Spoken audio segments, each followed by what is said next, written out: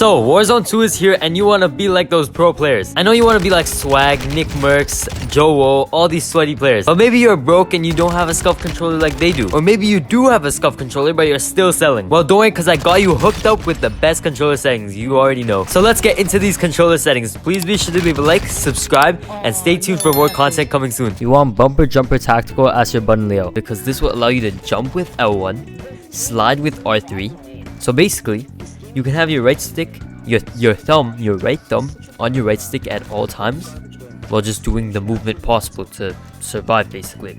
So you can dolphin dive, slide, and jump without any issue. So it's basically amazing. You need this. If you want, you could also flip this. It's your choice about the flip though. Stick layout preset defaults, controller vibration off because it's just annoying. It just annoys you a lot in game. Do not have that on.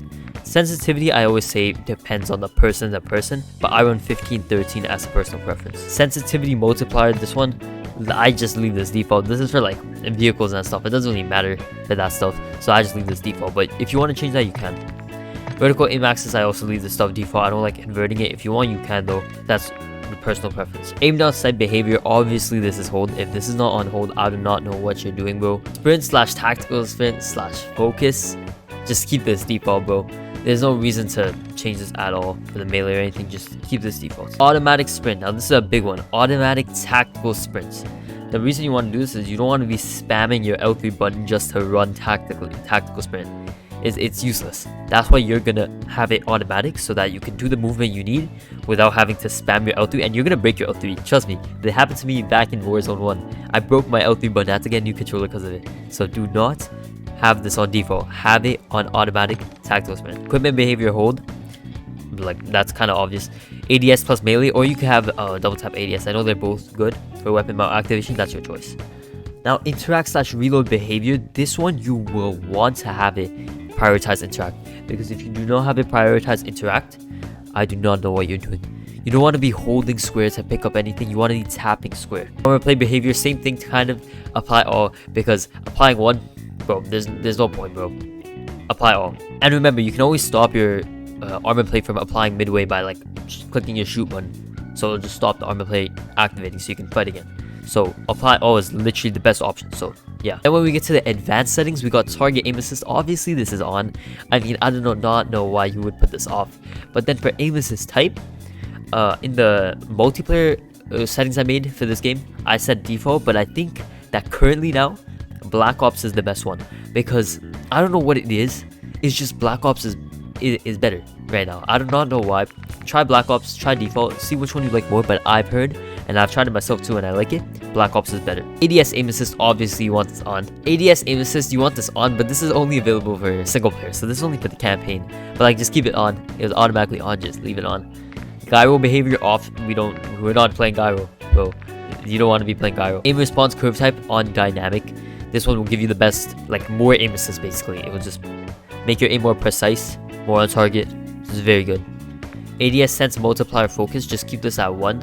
This will be the default ADS sensitivity. Just keep this how it is. ADS sensitivity transition timing. You want this instant. So basically instantly, right when you click your aim button, your new sensitivity for the ADS will kick in, and you want that at all times. So that's why you always want instant on this. Custom sensitivity per zoom, I prefer this. You don't have to do this. I keep it on and then I have my custom sensitivities. This one's also personal preference because it's a sensitivity.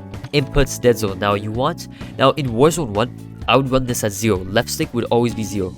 But the thing is, this game's a little weird for I've noticed for the dead zones and stuff. So that's why I have it a little higher for both my right sticks and left sticks. That's how I felt about it. So that's why normally I'd have my right stick on 0.07, 0.05, but now I have it on 0.07. I normally have this on 0, now 0.03. And left trigger and right trigger, you want this at 0. These are left default. Auto move forward, obviously off, you do never want that.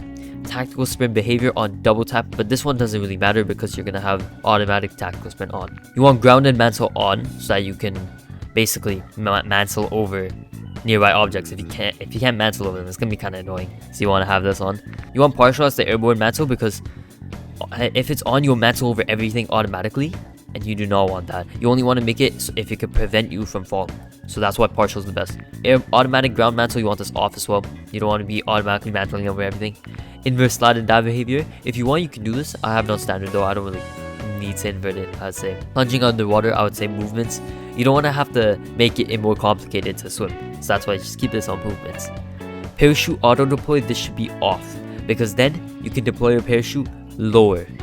And the lower you can deploy it, the better, faster you'll be able to land, and that means you get the guns faster and kill the people who are still landing. So basically, this is on auto deploy on off. Spin door bash obviously on. You don't want to be interacting with every door you see. Ledge hang mantle behavior on mantle only. You don't want to be automatically like hanging over every ledge. That's gonna just be so annoying. The combat behavior, ADX stick swap on off. Backpack alternate control on off. Weapon mount movement exit on, so that you can easily exit through the movements. And you want your weapon mount exit delay on the shortest possible, so you can exit fast and get back into the fight. Depleted ammo weapon switch, this has always been on.